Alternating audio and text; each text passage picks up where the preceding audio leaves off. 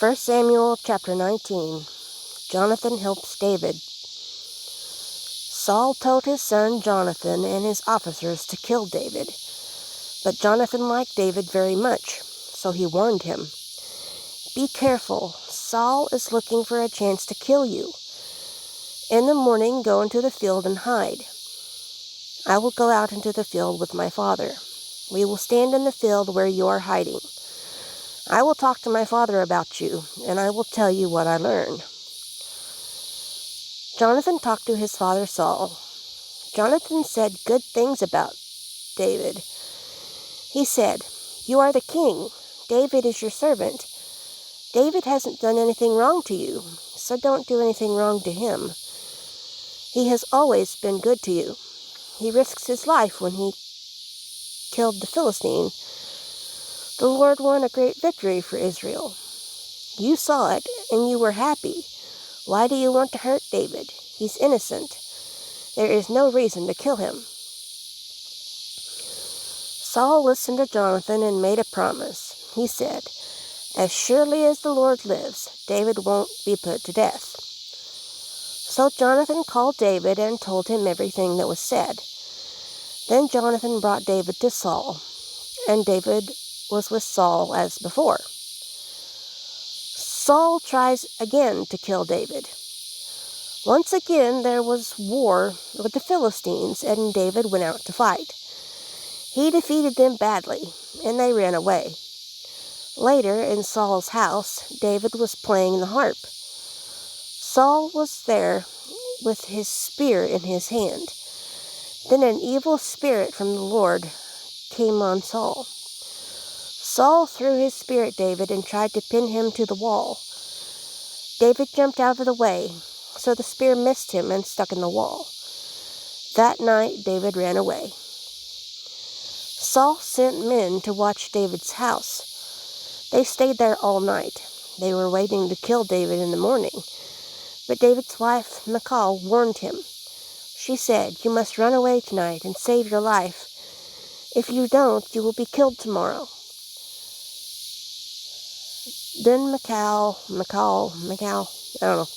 let David down out of the window, and he escaped and ran away. Michal took the household god, put clothes on it, and put goat's hair on its head. Then she put the statue in the bed. Saul sent messengers to take David prisoner, but Michal said, "David is sick."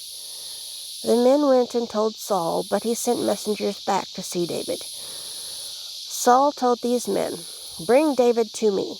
Bring him lying on his bed if you must, even if it kills him." The messengers went to David's house. They were inside to get him, but they saw it was only a statue and that its hair was only goat's hair.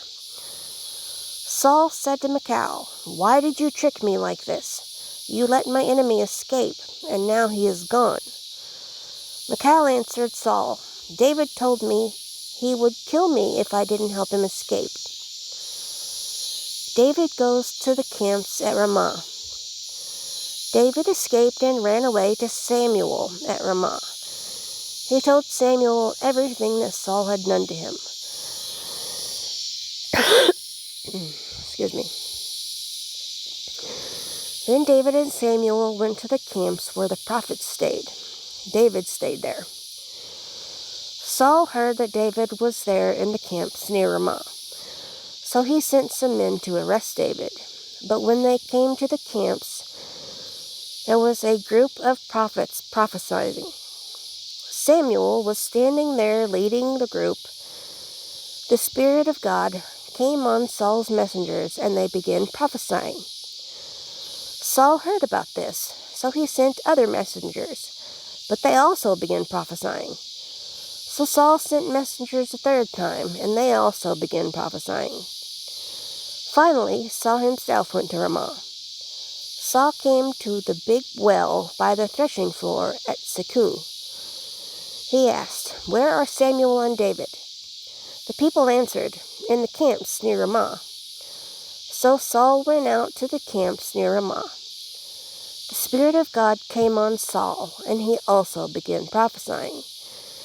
He prophesied all the way to the camps at Ramah. Saul even took off his clothes. He lay there naked all day and through the night. So even Saul prophesied there in front of Samuel. That is why people say, "Is Saul also one of the prophets?"